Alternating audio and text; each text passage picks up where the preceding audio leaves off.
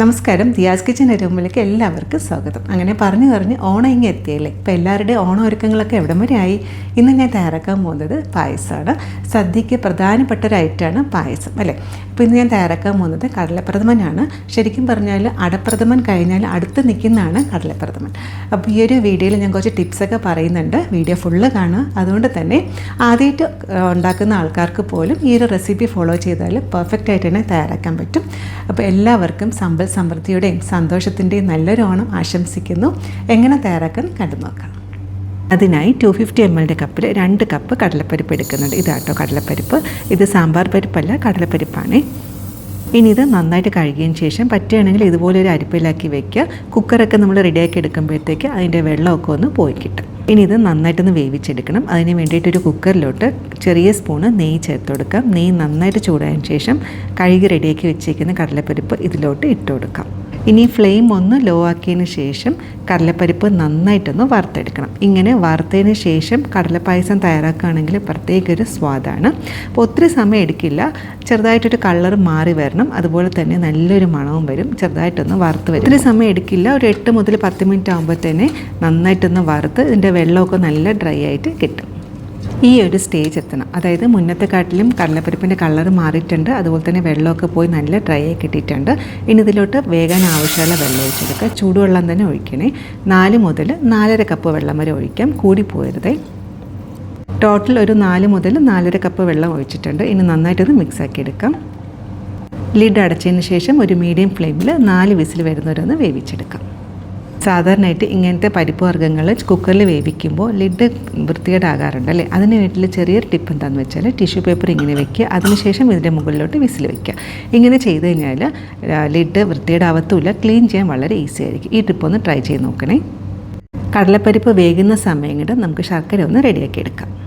ഇവിടെ 2 കപ്പ് കടലപ്പരിപ്പാണ് എടുത്തത്. അതുകൊണ്ട് തന്നെ പാകത്തിന് മധുരം മതിയെന്നുണ്ടെങ്കിൽ ഒരു 600 ഗ്രാം ശർക്കര മതിയാവും. അതല്ല നല്ല മധുരം വേണം എന്നുണ്ടെങ്കിൽ 800 ഗ്രാം ശർക്കര വരെ എടുക്കാം.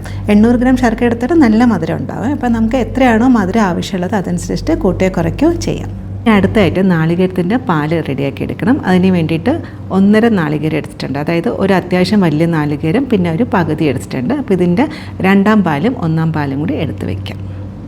ഇപ്പോൾ കടലപ്പരിപ്പിൻ്റെ വിസിലൊക്കെ വന്ന് തുടങ്ങിയിട്ടുണ്ട്. കണ്ടോ നോക്കൂ, ലിഡൊന്നും വൃത്തികേടായിട്ടില്ല. ഒരു 4 വിസിലായപ്പോൾ ഗ്യാസ് ഓഫാക്കി പ്രഷർ പോകാനായിട്ട് നമുക്ക് വെയിറ്റ് ചെയ്യാം. ഇനി അടുത്തായിട്ട് ശർക്കര ഒന്ന് ഒരുക്കിയെടുക്കാം. നമ്മൾ പ്രഥമനൊക്കെ തയ്യാറാക്കുമ്പോൾ ശർക്കര എടുക്കുമ്പോൾ കുറച്ച് ഡാർക്ക് കളർ ശർക്കര തന്നെ എടുക്കാൻ ശ്രദ്ധിക്കണേ. എന്നാലാണ് നമുക്ക് പായസത്തിന് കറക്റ്റ് ഒരു കളർ കിട്ടത്തുള്ളൂ. 1/2 കപ്പ് വെള്ളം ഒഴിച്ചതിന് ശേഷം ശർക്കര നന്നായിട്ടും തിളപ്പിച്ചെടുക്കുക. വെള്ളത്തിൻ്റെ അളവ് കൂടിപ്പോകരുത്. ഇപ്പം നോക്കൂ, നന്നായിട്ടും തിളച്ച് വന്നിട്ടുണ്ട്. ഇനി ഇതൊന്ന് അരിച്ച് മാറ്റി വയ്ക്കാം. ഇനി അടുത്തായിട്ട് നാളികേരത്തിൻ്റെ പാലെടുത്ത് വെച്ചിട്ടുണ്ട്. 4 കപ്പ് 2ാം പാൽ. അതായത് കുറച്ച് വെള്ളം കൂട്ടി എടുത്തിട്ടാണ് 4 കപ്പ് 2ാം പാൽ എടുത്തത്. 1 കപ്പ് 1ാം പാൽ. നല്ല കട്ടി പാലെടുത്തിട്ടുണ്ട്. 3ാം പാൽ എടുത്തിട്ടില്ല, വേണം നിർബന്ധമില്ല കേട്ടോ.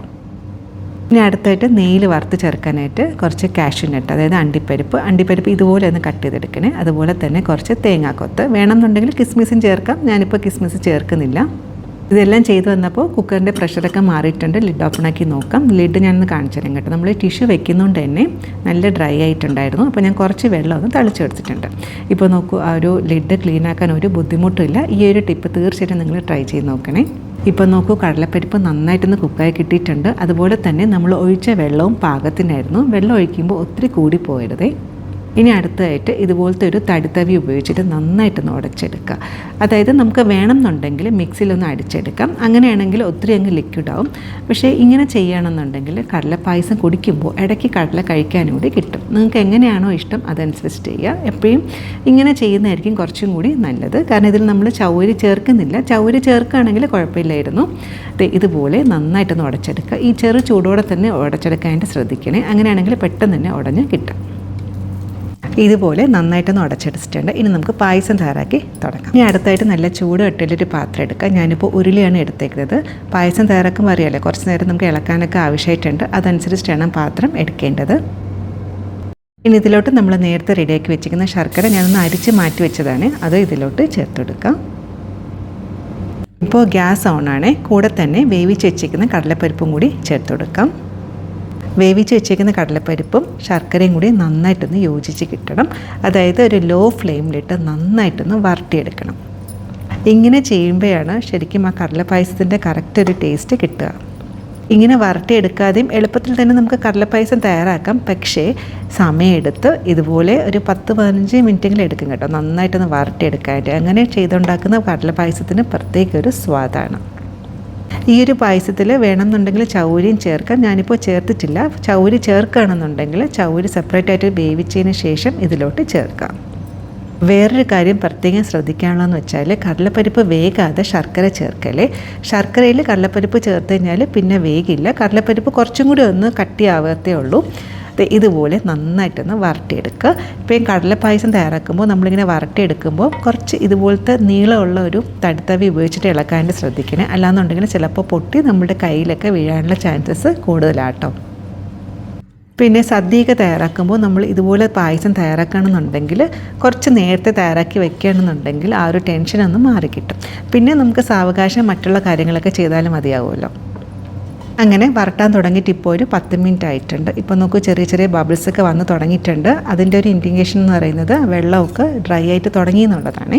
ഇനി ഇതിലോട്ട് ചെറിയ സ്പൂണ് നെയ്യും കൂടി ചേർത്ത് കൊടുക്കാം. ഇനി ഒരു 5 മിനിറ്റും കൂടി നന്നായിട്ടൊന്ന് വരട്ടിയെടുക്കണം. നമ്മൾ ശർക്കരയിൽ വെള്ളം ചേർക്കുമ്പോൾ വെള്ളം കൂടി പോകരുത്. അങ്ങനെയാണെന്നുണ്ടെങ്കിൽ വരട്ടിയെടുക്കാനായിട്ട് കുറച്ചും കൂടി സമയം എടുക്കും. അപ്പോൾ ഇതുപോലെ ഈ ഒരു അളവിൽ ചേർക്കുകയാണെന്നുണ്ടെങ്കിൽ ഒരു മാക്സിമം ഒരു 15 മിനിറ്റ് മതിയാവും കേട്ടോ. നന്നായിട്ടൊന്ന് വരട്ടി ആ ഒരു വെള്ളത്തിൻ്റെ ഈർപ്പൊക്കെ നന്നായിട്ടൊന്ന് മാറാനായിട്ട് ഈ ഒരു സ്റ്റേജ് എത്തണം. അതായത് കടലപ്പരിപ്പും നെയ്യും ശർക്കരയും നന്നായിട്ട് യോജിച്ച് ഇതുപോലെ പാത്രത്തിൽ നിന്ന് വിട്ട് വരുന്ന ഒരു പാകം എത്തണം. അതുവരെയും നന്നായിട്ട് ഇളക്കി കൊടുക്കുക.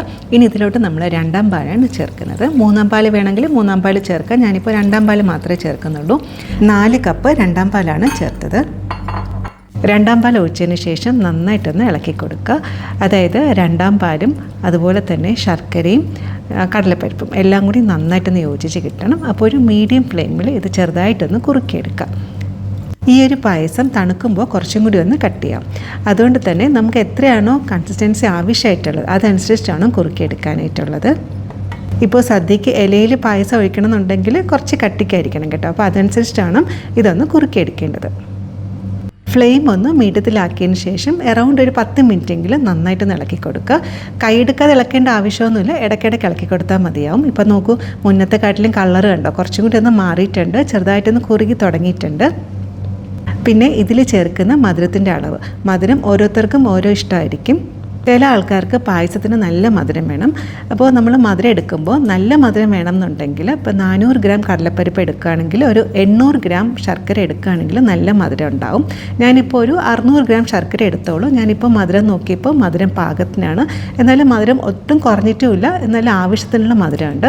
ഇനി മധുരം കുറച്ച് കുറഞ്ഞു എന്ന് തോന്നുകയാണെങ്കിൽ ഈ സമയം വേണമെങ്കിൽ പഞ്ചസാരയും കൂടി ചേർക്കാം. 2ാം പാൽ ഒഴിച്ചതിന് ശേഷം പായസം അത്യാവശ്യം നന്നായിട്ടൊന്ന് കുറുകിയിട്ടുണ്ട്. ഇനി നമുക്ക് കുറച്ച് പൊടികൾ ചേർക്കണം. 1/4 ടീസ്പൂൺ ചുക്ക് പൊടിച്ചതും കൂടി ചേർക്കുന്നുണ്ട്. ഇത് ഓപ്ഷണലാണ്. കടലപ്പരിപ്പ് പായസം ആയതുകൊണ്ടാണ് ചുക്ക് പൊടിച്ചത് ചേർത്തത്. വേണമെങ്കിൽ മാത്രം ചേർത്താൽ മതിയാവും. 1/2 ടീസ്പൂൺ ഏലാം പൊടിച്ചതും കൂടി ചേർക്കാം. പൊടികളും കൂടെ ചേർത്ത് കഴിഞ്ഞാൽ 1 മിനിറ്റ് നന്നായിട്ടൊന്ന് മിക്സാക്കി എടുക്കുക. ഇപ്പോൾ തന്നെ നല്ലൊരു മണം വരുന്നുണ്ട്. ഇനി നമുക്ക് 1ാം പാൽ ചേർത്ത് കൊടുക്കാം. അതിന് മുന്നേ ഫ്ലെയിം തീരെ സിമ്മിലാക്കി വയ്ക്കുക. അതിനുശേഷം 1 കപ്പ് നല്ല കട്ടി 1ാം പാലാണ് ചേർക്കുന്നത്. 1ാം പാൽ ചേർത്ത് കഴിഞ്ഞാൽ പായസം തിളയ്ക്കാൻ പാടില്ല, ചെറുതായിട്ടൊന്ന് ചൂടാവാനേ പാടുള്ളൂ. അതുകൊണ്ട് തന്നെ നന്നായിട്ട് ഇളക്കി കൊടുക്കുക. ഫ്ലെയിം തീരെ സിമ്മിലാക്കി വെക്കണേ. 1ാം പാൽ ചേർത്ത് കഴിഞ്ഞാൽ 1-2 മിനിറ്റ് ഒന്ന് ചൂടാവാനേ പാടുള്ളൂ, തിളയ്ക്കാൻ പാടില്ല കേട്ടോ. അത് പ്രത്യേകം ശ്രദ്ധിക്കണം. എന്നാൽ പിന്നെ നമ്മൾ ഇത്രയും കഷ്ടപ്പെട്ടത് വെറുതെയാവും. ഇപ്പോൾ 1ാം പാൽ ചേർത്തിട്ട് ഒരു 2 മിനിറ്റ് ആയിട്ടുണ്ട്. ഇനി ഗ്യാസ് ഓഫാക്കാം. ഇനി നമുക്ക് നെയ്യിൽ അണ്ടിപ്പരിപ്പും തേങ്ങാക്കൊത്തും കൂടി ഒന്ന് വറുത്ത് ചേർക്കാം. അതിനായി പാനിലോട്ട് 2 ടീസ്പൂൺ നെയ്യ് ചേർത്ത് കൊടുക്കാം. നെയ്യ് നന്നായിട്ട് ചൂടായതിന് ശേഷം കട്ടി വെച്ചിരിക്കുന്ന തേങ്ങാക്കൊത്ത് ചേർത്തെടുക്കുക. തേങ്ങാക്കൊത്ത് ഒരു ലൈറ്റ് ഗോൾഡൻ കളർ ആകുമ്പോഴത്തേക്ക് നമുക്ക് അണ്ടിപ്പരിപ്പ് ചേർത്തെടുക്കാം. ഞാനിപ്പോൾ ഇതിൽ കിസ്മിസ് ചേർക്കുന്നില്ല.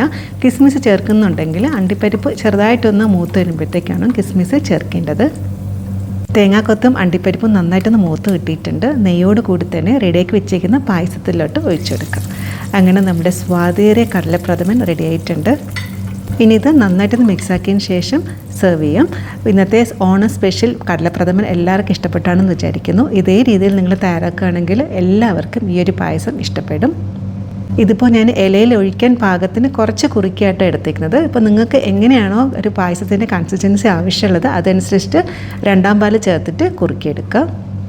ഇലയിൽ ഇങ്ങനെ പായസം ഒഴിച്ച് അതിൻ്റെ കൂടെ തന്നെ പഴവും പപ്പടവും കൂടി കൂട്ടി കഴിക്കാൻ പ്രത്യേക ഒരു ടേസ്റ്റ്. എനിക്ക് ശരിക്കും പഴത്തിനെക്കാട്ടിലും പപ്പടം കൂട്ടി കഴിക്കാനായിട്ട് കൂടുതൽ ഇഷ്ടം. നമ്മൾ ട്രിവാൻഡ്രംകാർക്ക് എനിക്ക് തോന്നുന്നു അതാണ് കൂടുതൽ ഇഷ്ടം എന്ന് തോന്നുന്നു. എന്തായാലും ഈ ഒരു പായസം തീർച്ചയായും ട്രൈ ചെയ്ത് നോക്കുക. വളരെ ടേസ്റ്റി ആട്ടോ ഈ ഒരു പായസം. പ്രാവശ്യത്തെ ഓണത്തിന് പറ്റുകയാണെങ്കിൽ ഈ ഒരു പായസം ട്രൈ ചെയ്ത് നോക്കുക. ഫീഡ്ബാക്ക് കൂടെ അറിയിക്കാൻ മറക്കരുത്. അപ്പോൾ എല്ലാവർക്കും നല്ലൊരു ഓണം ആശംസിക്കുന്നു. വേറെ റെസിപ്പി ആയിട്ട് കാണാം. Thank you.